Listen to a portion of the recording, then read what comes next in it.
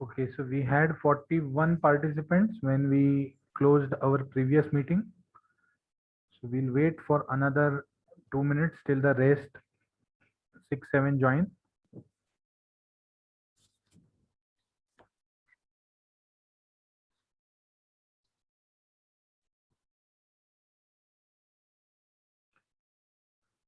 Okay, so we have 31 participants now and हम वातज गुल्म के कारण देख रहे थे। तो वातज गुल्म के कारणों में एक तो वात प्रकृति, उसके ऊपर कृशता और वात प्रकोपक आहार विहार, फिर विचित्र क्रिया और आगंतुज और मानस कारण, और फिर वात के प्रकोप के अन्य कारण जैसे अति मैथुन, वेगावरोध, अति मद्यपान और उपवास। अब हम चलते हैं वातज गुल्म के लक्षण पर। वातज गुल्म के लक्षणों में उन्होंने बताया कि तोद, तोद मतलब दर्द, कोई मार रहा है, कोई तोड़ रहा है, कोई हथौड़ा सा गिर रहा है, ऐसे तोद सी वेदना होती है। या तो फिर भेद सी वेदना होती है। भेद मतलब कोई सुई चुभ हो रहा है या चाकू से अंदर वार कर रहा है, तो तोद या भेद सी वेदना होती है। कभी कम होती है, कभी बहुत ज्यादा होती है। अब ये कम ज्यादा होने की रीजन क्या है? ये कम ज्यादा होने की रीजन है कि वात का प्रकोप जो है वो वात ये विचित्र दोष है, कभी कम होता है, कभी ज्यादा होता है। तो वात जैसे ही उठता गिरता है या बढ़ता कम होता है, वैसे ही ये वेदना कभी कम कभी बहुत ज्यादा होती है। उत्सेद जो है, ये उत्सेद मतलब जो लंप आया हुआ है उसमें भी कभी स्फुरण होता है। स्फुरण मतलब फूल जाता है या पाल्पेबल हो जाता है, या जिसमें एक धड़कन सी महसूस होती है, कम ज्यादा होता रहता है। आयाम और विस्तार, आयाम और विस्तार मतलब या तो कभी श्रिंक हो जाता है या कभी बढ़ जाता है। तो ऑल दीज लक्षण, कभी कम कभी ज्यादा, स्फुरण, आयाम, विस्तार, ये सब इसलिए हैं क्योंकि वात जो है that is a very unpredictable दोष। दोष, वातज दोष जो है वो अनप्रेडिक्टेबल है। इवन ज्वर में भी हमने देखा था कि वातज ज्वर जो है वो कभी बहुत ज्यादा आता है और कभी नहीं आता, मतलब कभी कम रहता है और कभी ज्यादा हो जाता है। तो वात इज अ अनप्रेडिक्टेबल दोष। अनप्रेडिक्टेबल होने की वजह से इसमें जो लक्षण आते हैं वो भी अनप्रेडिक्टेबल होते हैं या अनप्रेडिक्टेबल रहते हैं। कभी कम हो जाता है, कभी पेशेंट कहेगा कम हो जाएगा, कभी पेशेंट कहेगा ज्यादा हो जाएगा। फिर स्पर्शा भाव, स्पर्शा भाव मतलब स्पर्श भी वात का कर्म है। वात के कर्मों की सूची अगर फर्स्ट ईयर से आपको याद हो तो स्पर्श होना या स्पर्श का ज्ञान होना भी वात का कार्य है।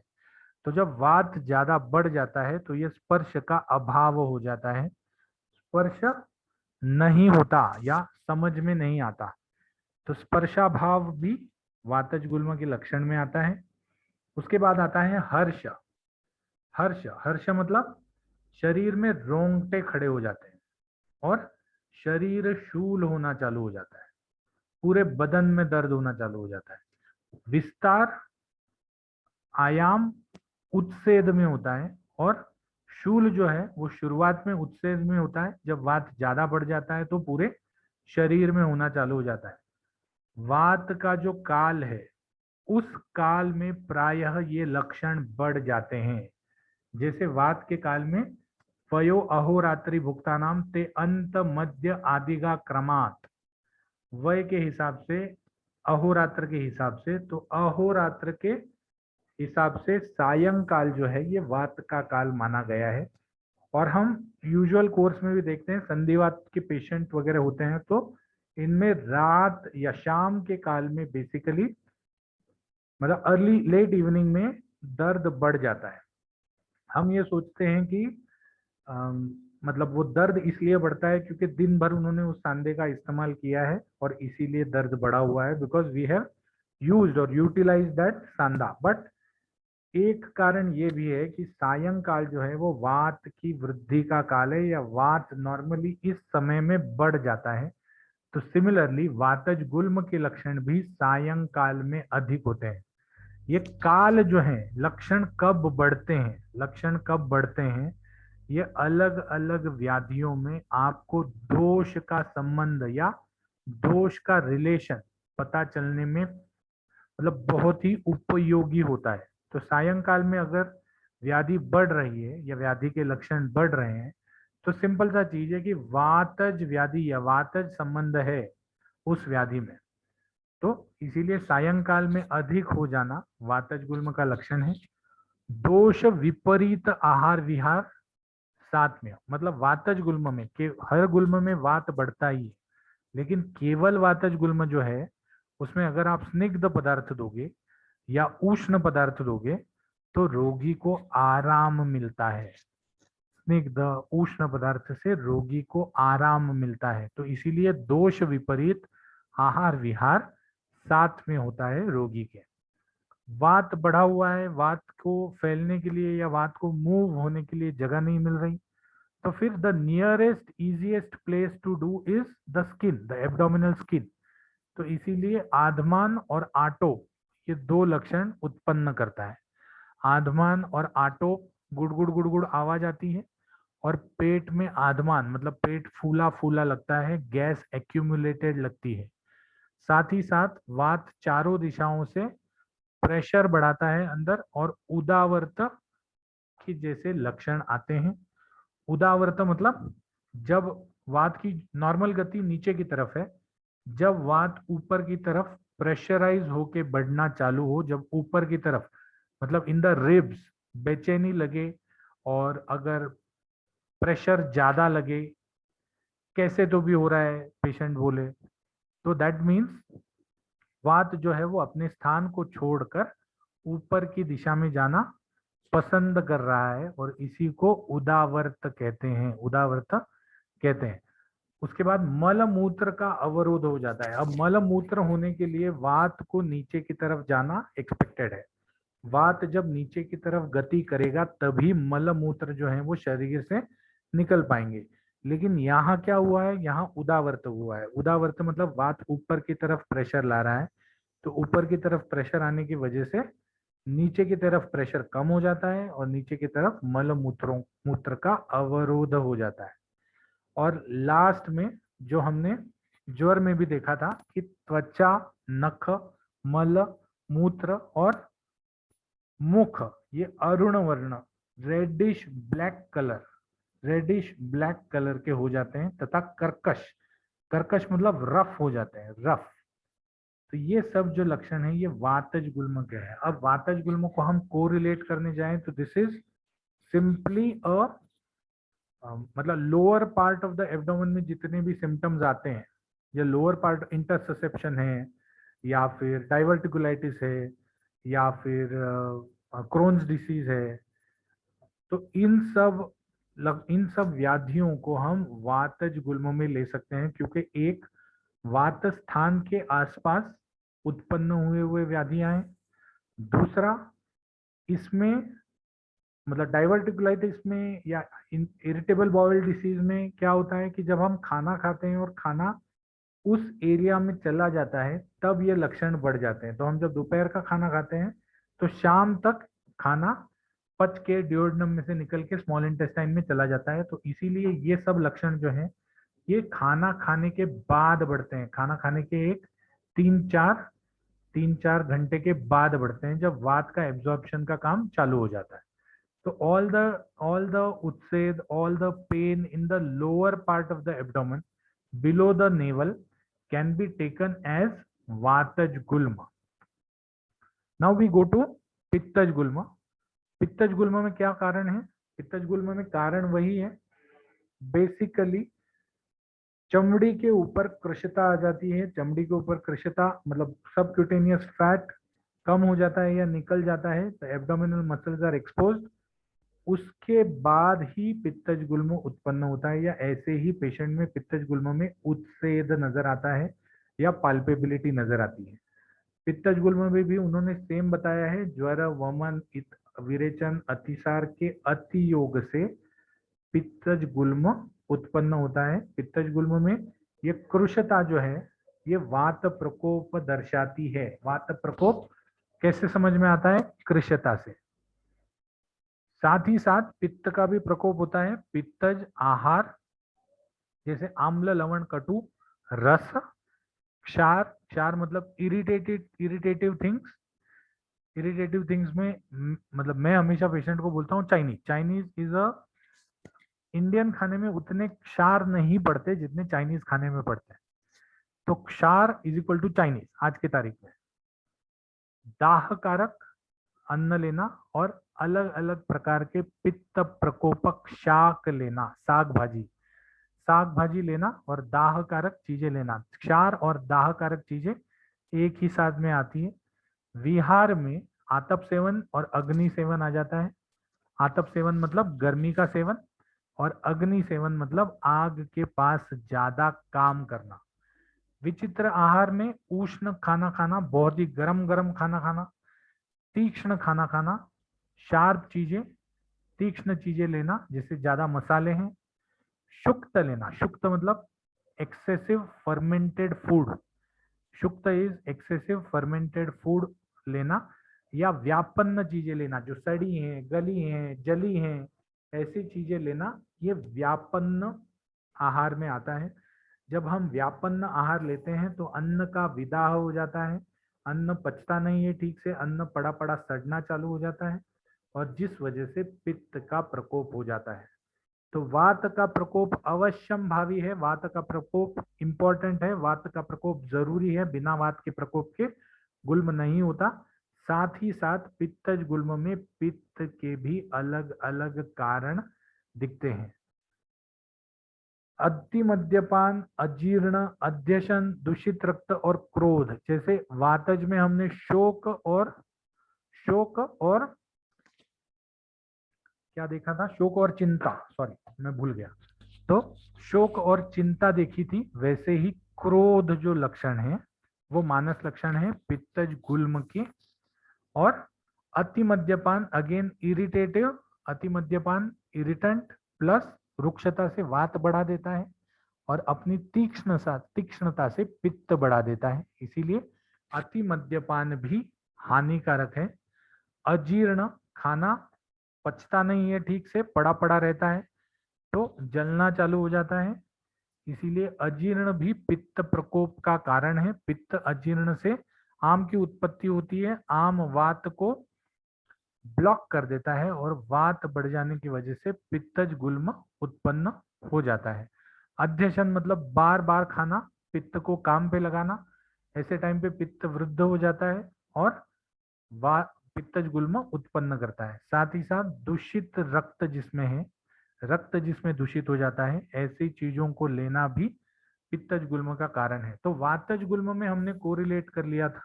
what we will do is we will check the लक्षण first, then we will correlate। पित्तज गुल्म में ज्वर लक्षण बताया है, पित्तज गुल्म में ज्वर लक्षण बताया है। तृष्णा बताइए, तृष्णा मतलब बहुत प्यास लगती है। रक्त वर्ण बताया है, रक्त वर्ण या तो लोकलाइज्ड हो सकता है या जनरलाइज्ड हो सकता है। धूमायन बताया है, जलने जैसी वेदना। और कटु और आम्ल उद्गार, कटवाम्ल उद्गार बताए हैं। तीव्र परिणाम शूल, खाना जब पचना चालू हो जाता है तो शूल बढ़ना चालू हो जाता है।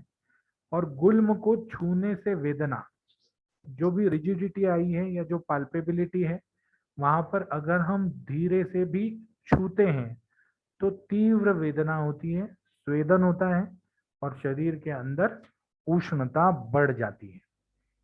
कुक्षी हृदय, कुक्षी इज साइड, हृदय इज टॉप, हार्ट एरिया। कंठ और वक्ष में दाह होता है, मूर्छा आती है, भ्रम आता है और शुष्कता आती है। ये दोपहर में अधिक होता है। दोपहर में खाना परिणमन होता है, खाना पचता दोपहर में है, एब्जॉर्ब शाम को होता है, तो दोपहर में अधिक होता है। दोष विपरीत आहार विहार से सात्म्य, पेशेंट को अच्छा लगता है।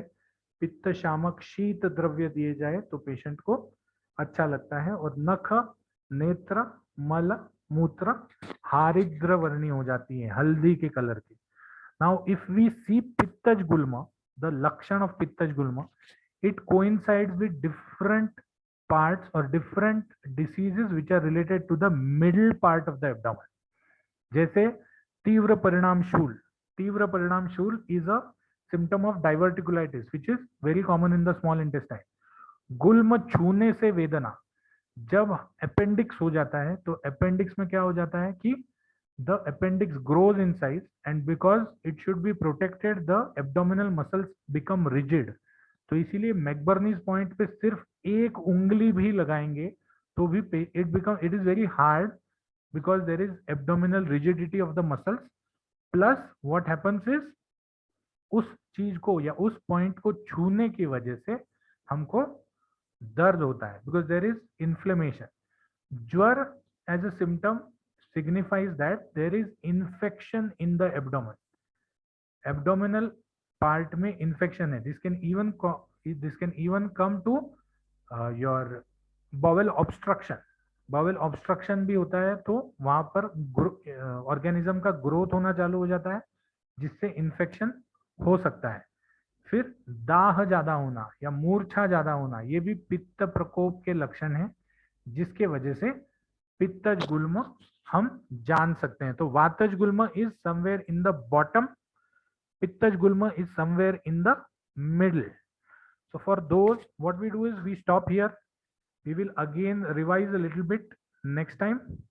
और जिन्होंने अभी तक रोल नंबर 20, रोल नंबर 41, ये मैं वापस लिंक डाल रहा हूं आप लोगों के लिए, तो प्लीज एक बार वापस ट्राई कर लीजिएगा, नहीं तो मैं रोल नंबर 41 और रोल नंबर 20 का मैन्युअली भी अटेंडेंस चेक कर लूंगा।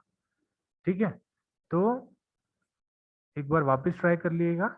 I am stopping this lecture. Next time we continue with पित्तज गुल्म के कारण और पित्तज गुल्म के लक्षण। यहाँ पर एक चीज ध्यान रखने जैसी है कि एक टाइप के दोष के गुल्म के लक्षण से दूसरे टाइप के गुल्म के लक्षण काफी अलग हैं, काफी अलग हैं। जबकि that is not the case with रक्त पित्त, that is not the case with ज्वर, that is not the case with your उन्माद अपस्मार, because there the pathology of the disease is related to one particular part of the body. But यहाँ पर गुल्म में specifically if we see the symptoms of different types of gulma, symptoms of different types of gulma are different. वात में ज्वर नहीं आता, वात में तृष्णा नहीं होती, वात में भ्रम नहीं होता, पित्त में तृष्णा आती है, पित्त में ज्वर आता है, पित्त में भ्रम आता है, जो कफ में नहीं आएगा। ठीक है, तो कुछ सिम्टम्स सेम है, जैसे दोष विपरीत आहार विहार सात्म्य, लेकिन वात का सात्म्य आहार और पित्त का सात्म्य आहार ये अलग अलग है। तो इसीलिए that is also over a period of time not same. छूने से वेदना ये वात में नहीं होती, वात में पाल्पेबिलिटी ज्यादा होती है, पिंडाकार रिजिडिटी ज्यादा होती है, लेकिन छूने से वेदना नहीं होती। वात में कटु आम्ल उद्गार नहीं होता, धुमायन नहीं होता। वात में क्या होता है, वात में कम ज्यादा होता है, कम ज्यादा होते रहता है। तो that already signifies that gulma is not a disease which can be taken in today's age. It is a symptom. It is a symptom for various other diseases which are related to the abdomen, which have shul as a presenting symptom, and in which vat is increased in one form or the other. क्योंकि कफज में अगर हम देखने को जाएंगे तो कफज में तो बिल्कुल भी धुमायन ज्वर वेदना ये सब चीजें नहीं होती। So that is yet another, that is inflammatory और that is tumorous growth. Tumorous growth अगर है upper part of the abdomen में तो that becomes a kaphaj gulma. Pressurised thing in the pressurized issue or increase of pressure in the lower part of the abdomen, that becomes vataj gulma, and infectious inflammatory disease of the middle part of the abdomen becomes pittaj gulma. Middle part of the abdomen में lower portion of the liver भी आ जाता है, तो अगर liver में ज्यादा तकलीफ है, लिवर पाल्पेबल है, तब भी हरिद्र वर्ण नख नेत्र मल मूत्र आ सकते हैं, जो हम कामला में फिर से देखेंगे। Kamala is a disease which is particularly related to the liver. Thank you so much for attending this lecture and I hope roll number 20, roll number 41 has put their attendance. If not, don't worry. No sir, मेरी नहीं हुई attendance. No problem. I will check it manually also. Thank you so much for attending the lecture. and have a very nice day.